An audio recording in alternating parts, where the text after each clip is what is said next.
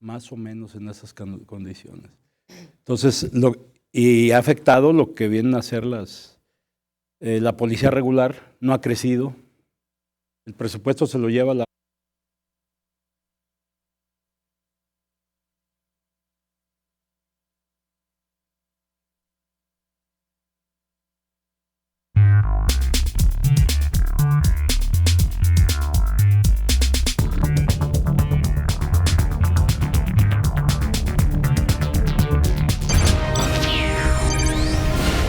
Señal directa. Con enorme gusto saludamos aquí en foro al maestro Alfonso Partida Caballero. Él es académico de esta Casa de Estudios de la Universidad de Guadalajara y él se ha venido especializando a lo largo de su carrera, entre otros temas, pero uno de ellos muy en especial referente al de la seguridad. Le pedimos que nos hiciera un espacio en la agenda para que platicara con nuestra audiencia de este tema polémico que ya le hemos venido anunciando y que decíamos que íbamos a invitar a un especialista para hablar cuál es el papel que realmente tiene que jugar el ejército en nuestro país, cuál es el papel y cuál está jugando, cuál debería ser y cuál está jugando. Bienvenido, maestro. Muchas gracias por la invitación, sobre todo a ustedes y al público que nos escucha. Muchas gracias. Maestro, está muy de coyuntura el debatir cuál es el papel que debería de tener y el que tiene el ejército mexicano. De hecho, se está analizando y se está discutiendo también en el Senado de la República y en la Cámara de Diputados. Bueno, en primer lugar, el ejército, desde su concepción, está hecho para la defensa de las instituciones y para la defensa de los ciudadanos, no para combatir el crimen. Y esto lo dijo el general, el secretario de la Defensa Nacional, el general Cienfuegos, que definitivamente brincó las trancas de un ordenamiento que existía desde 1917, en el cual el presidente es prácticamente el comandante supremo de las Fuerzas Armadas y que utilizó al gobierno, al ejército, para hacer labores de policía. Siempre cuando han utilizado al ejército ha sido catastrófico. Recordemos en 1968 que trajo como un impacto terrible de violación de derechos humanos, de desorden, de atentados al debido proceso, a la legalidad, etcétera. Y esta no es la excepción, porque el ejército siempre había sido sumiso a las determinaciones del propio presidente de la República, del Ejecutivo en este caso. Y en días pasados nos da la sorpresa el general Cienfuegos, en el cual señala prácticamente una desobediencia, dijéramos un ligero golpe de Estado, porque el ejército se subleva a las órdenes del presidente de la República, y eso me parece lamentable y me parece grave, y sobre todo porque lo hace con unos argumentos falaces, y lo digo en ese tenor, porque 10 años después se da cuenta que el ejército argumenta que no está hecho para perseguir al delito, para perseguir a los delincuentes. Y otro argumento que me parece todavía más lúdico, que es que el nuevo sistema de justicia penal apoya a los delincuentes, ¿no? Pero ¿cómo es posible que diga eso como argumento si apenas tiene 6 meses de que se está aplicando el nuevo sistema en toda la República Mexicana? Y todo lo que hicieron fueron en el periodo anterior, en el viejo sistema penal, que trajo como consecuencia nada más 170,000 muertos. Imagínense de lo que estamos hablando, ¿eh? O sea, las guerras en cualquier parte de Latinoamérica no pasaron de 10,000, 15,000 en Guatemala, en El Salvador, etcétera.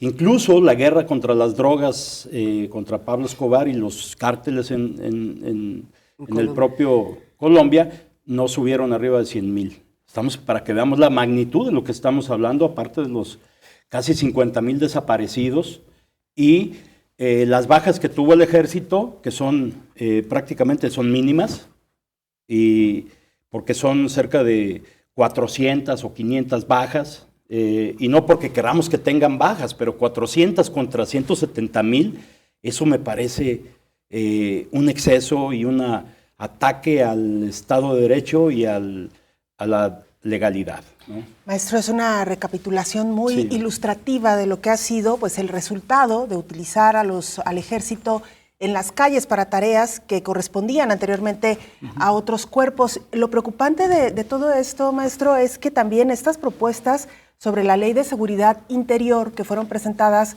en el Congreso, una hay que recordarlo por el senador del PAN Roberto Gil y la otra del PRI, César Camacho, detallan procesos que evidentemente queremos escuchar su opinión.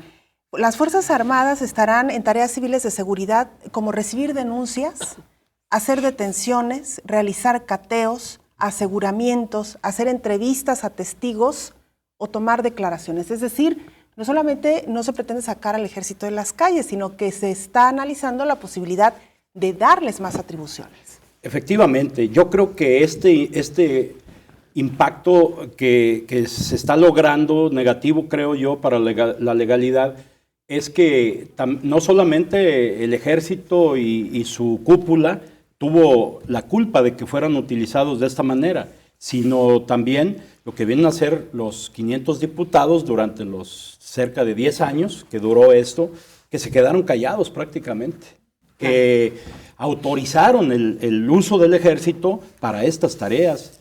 Y no solamente eso, les aplicaron recursos que fueron, imagínate, de 140,000 millones de pesos a casi 200,000 millones de pesos.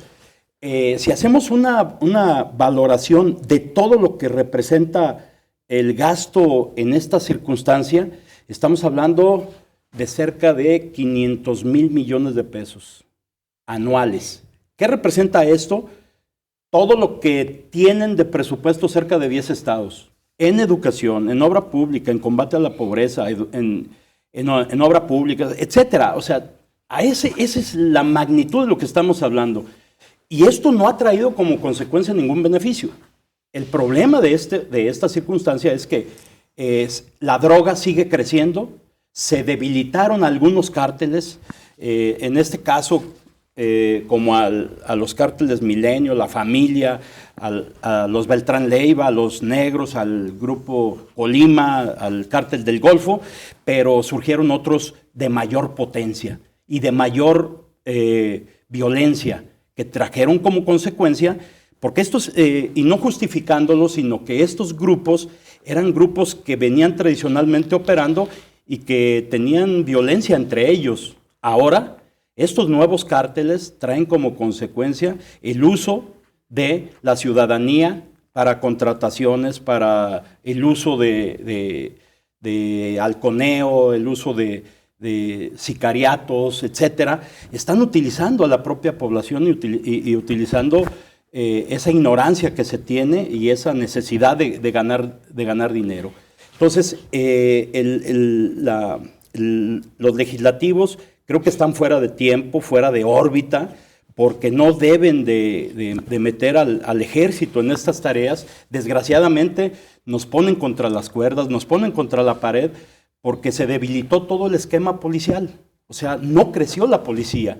Los presupuestos se fueron prácticamente a los ejércitos, se fue a la Marina, se dejó a la PGR prácticamente igual, y aunado a esto tenemos que sumarle el gasto de reclusorios, de los detenidos, el gasto operativo que se tiene, porque también entra lo que es el CISEN, lo que entra el secretariado con 8,000 millones de pesos de presupuesto y el sistema penitenciario con 17,000. O sea, la PGR tiene 15,000 y vean ustedes, la Defensa Nacional tiene 69,000. Tiene tanto como Jalisco, la pura Secretaría de la Defensa Nacional, para todo, para el aparato burocrático, pero también para obra pública, para educación, como lo habíamos dicho. Ese es el tamaño y no ha habido absolutamente ningún resultado, absolutamente ninguno. Entonces, ¿sobre qué se va a legislar?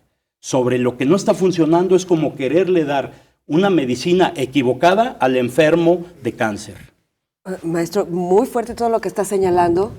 Me llamó la atención esto de un ejército utilizado, pero así es utilizado por el comandante en jefe, que es el presidente de la República, pero además también con oídos sordos y ojos cerrados en el legislativo en torno a todo este tiempo. La pregunta sería, maestro Alfonso Partida Caballero, desde su experiencia y con lo que ya señaló, lo que pretende hacer el legislativo, entonces es el ejército mexicano, ¿cuál debe de ser su papel?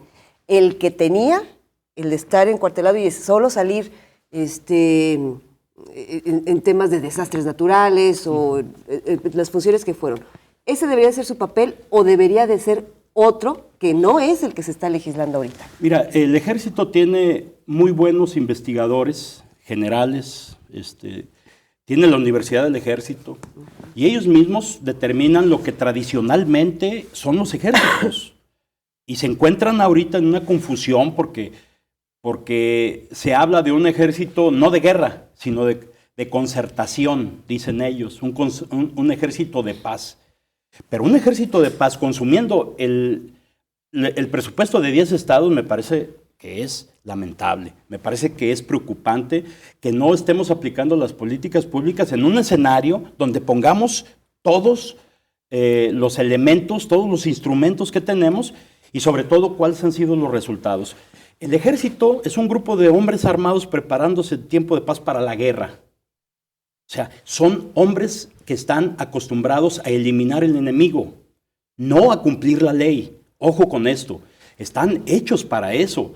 Entonces ellos dicen, oiga, presidente, nosotros no estamos hechos para que nos utilicen como investigadores. Ellos no investigan, ellos sacan la información como puedan y como quieran. Y eso me parece que es preocupante para los derechos humanos, porque la violación de derechos humanos, el debido proceso, el respeto a la legalidad, todo esto pasa a segundo término. Entonces, ¿sobre qué van a legalizar? Para que ellos puedan regresar al uso de la fuerza, en este caso, en contra de la propia población, porque a final de cuentas los resultados son magros, han detenido muy poca gente que realmente sean los que son los cabecillas, pero que resulta, como decía en un corrido, ya me tumbaron mi panal, ahora torean las avispas. O sea, eso es de lo que hablan estos corridos para poner el ejemplo de lo que está sucediendo. Si tumban a un cártel, pues se multiplica por 3 y se van de Sinaloa para Michoacán y de Michoacán para Guanajuato. Y luego se regresan a Jalisco y Jalisco hace su propio cártel, que es uno de los más beneficiados, pero también de los más potentes. Está intacto el cártel Jalisco Nueva Generación. Entonces, yo no sé qué estamos combatiendo. Yo no sé cuál es la guerra que quieren jugar. Bien. Maestro, se nos agotó el tiempo. Tenemos tantas preguntas en el tintero. Ojalá vuelva a venir pronto aquí a este foro. Sí, pues para lo que ya habíamos dicho, ¿no? La mal llamada guerra de Calderón, por ejemplo. Pero bueno. Y seguida por el actual presidente. Así es. Maestro, gusto en saludarle. Muchas gracias y igualmente para ustedes. Y bueno, que pasen feliz año. Igualmente. Vamos a hacer una brevísima pausa. Regresamos con más información.